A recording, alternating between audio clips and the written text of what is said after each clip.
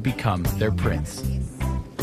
For years now, Emery's shop on Hastings Street has been a shrine for the cannabis culture and a headquarters for the legalization movement. Finding the pollinator? Oh, that's neat. We used to call it like a washing machine for your weed. It's a bookstore, a bong shop, and a smoking lounge. A place where smoking pot is not only allowed, it's encouraged. It's also the head office of Emery's low-budget media empire. His web TV channel, Pot TV. Folks, you're watching Pot TV. I'm Jack Layton, leader of the New Democratic Party of Canada. And his magazine, Cannabis Culture. Hey, Cannabis Culture Magazine, Mark speaking. Cannabis Culture was the country's first legal glossy magazine devoted to marijuana.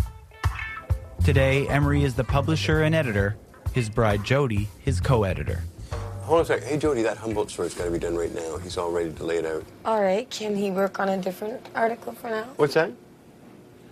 Okay, talk to you later. I just want you to say, yes, I'll get to it, and I'll have it done in the next couple hours. You've had that for about 5 days. Well, yeah, but a lot of other things have happened. Maybe, but if you could get to that now.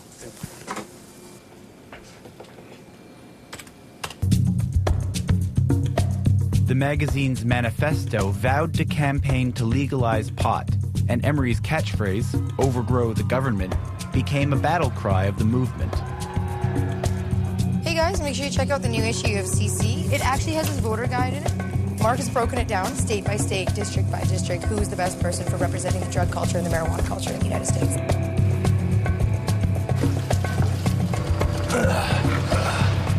Emery's magazine appeared on newsstands throughout Canada and the U.S., and alongside the pot-positive political messages, it advertised Emery's other business, mail-order marijuana seeds. Selling marijuana seeds is technically illegal in Canada, but rarely enforced. The local police had other priorities, and at first turned a blind eye. I mean, seeds were not something that you got all nudgy about. Larry Campbell, the former mayor of Vancouver and a 12-year veteran of the RCMP drug squad, thought Emery wasn't worth the bother or expense. If you charged somebody whether you had to grow them to find out whether it was sativa or whether it was hemp, from my point of view, it wasn't that big a deal. Emery took full advantage of this attitude. By his account, the seed business generated gross sales of $15 million over an 11-year run. I've always promised people, when you send me the money, you get the seeds, we pay our suppliers, and then whatever's left over, we use it to subvert the political system. Emery certainly made no secret of it. He advertised, paid taxes, and courted media attention. Emery claims he gave away millions of dollars to support legalization efforts and kept only what he needed to live on. The project worked perfectly. It still is right on target, accomplishing what it always had set out to do, which was make sure we had a lot of pot, thwart the DEA, thwart all the police systems around the world, have them running around, thousands of them chasing all this marijuana I was helping create, and ultimately to waste their effort, so that sooner or later they would simply give up, stop, and change the laws. The whole reason I set this thing up was not so I could pocket the money. It was so we could advance a worldwide organization that was determined to end this prohibition. Worked great. What worked great was that it attracted loads of publicity. It began when the Wall Street Journal published a front-page story about Emery. Less than a month later, the Vancouver police raided the store and arrested him. Every time I was in major American media, I would get raided within days or weeks. When I was in Rolling Stone magazine, I got raided 2 weeks later. And after the CNN show, I got raided a month later. I could do anything I wanted on Canadian media, nothing would happen. He's not gonna hurt you! You should be so ashamed! There were a series of charges within 6 months of the CNN show, all done by Vancouver local police, in my opinion, under the guidance and instructions of the Americans. They couldn't hurt him. The charges in Canada were too minor, and basically he pled guilty, paid a fine, and was back in business. Emery's public profile only grew with each bust. He was charged and convicted in Canadian court, but only given small fines. So the Canadian police soon went back to ignoring his business activities. So the Americans saw that they couldn't rely upon Canadian police to put Mark out of business. They weren't aggressive enough. They don't play hardball like the DEA plays. So I guess they decided at some point shortly thereafter they would target Mark and they would take care of Mark themselves because they do know how to put someone out of business and they also know how to destroy lives. Each culture has to have its heroes who obviously were willing to give their lives up for that movement. And dying might be inevitable. If I go to a U.S. prison for life, I'm certainly going to die in prison. In any case, I never worry about it. Okay, we'll bring it on. Okay, great. To be honest, I think there's a bit of fear in him that he doesn't let show. I think he wants to believe and prepare himself for the worst eventual outcome.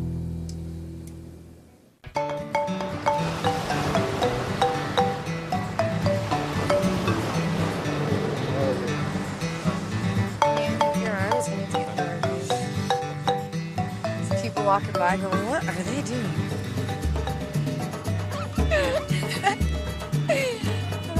It's Lynette! All things I see going through the park.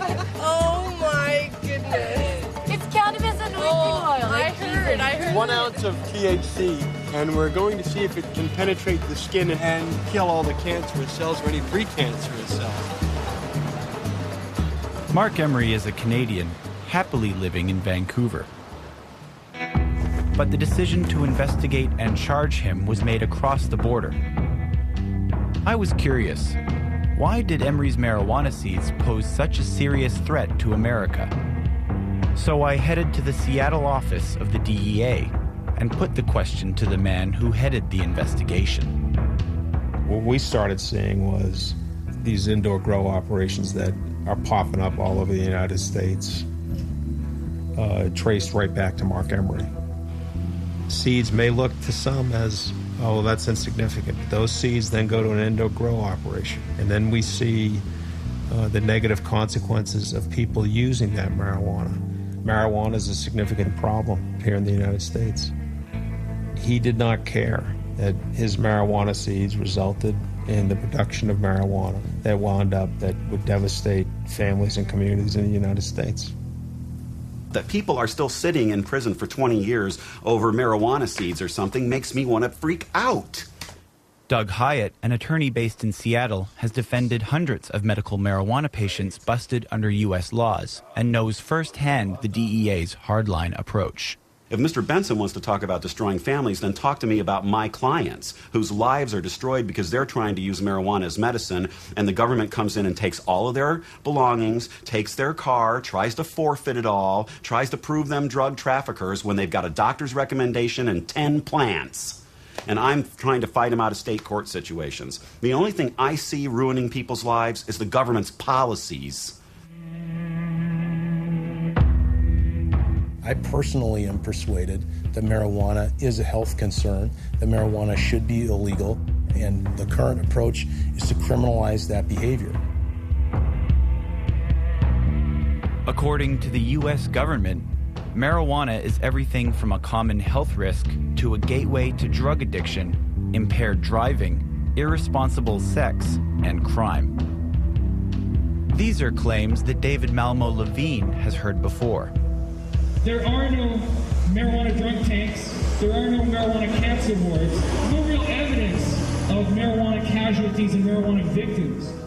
A veteran activist, he argued for legalization before the Supreme Court of Canada, insisting that cigarettes and alcohol do much more harm to society than marijuana. Where are all Mark Emery's victims? Where are the bodies? Show me the bodies. I haven't seen any bodies. Really, if they're putting that guy away for life, you should be able to at least point to one guy with something worse than bronchitis. You can't. There are no marijuana victims. It's all a myth. People are unjustly being put in prison and having their lives destroyed for choosing a substance that's, somewhere between coffee and beer. As far as I'm concerned, this is not that strong of a substance. I've smoked 5 joints since you and I have been sitting here together of the strongest pot in the world. I could keep going for hours. But I could not do that if I drank whiskey or beer or wine. Greg smokes a lot more pot than the average person, but he does have a point. Government inquiries around the world have spent